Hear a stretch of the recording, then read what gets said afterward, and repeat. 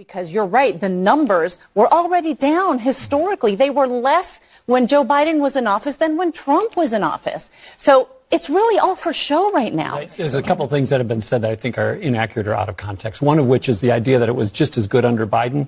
That is patently false. Biden belatedly, at the end of his presidency, did some things through executive actions that the last 6 months made the numbers look better. I didn't say it was just as good. I didn't say it was just as good under Biden.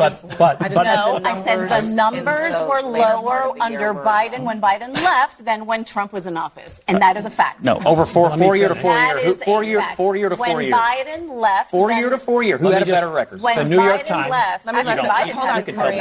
Hold on. I want the governor. The New York Times, which is no conservative publication, did investigative reporting not long ago that looked at the Biden administration and concluded that the number of illegal immigrants that President Biden led into this country was the largest number of illegal immigrants in the history of the country, bar none. New York Times.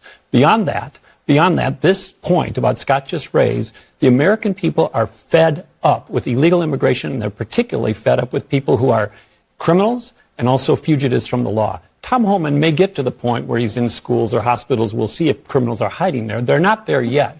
And the idea that somehow this is offensive to go after rapists, murderers, sex traffickers. That's offensive, Governor. But now those numbers are going to ramp up. I'll just make a prediction to you. Trump will increase those numbers well beyond what you saw under Biden.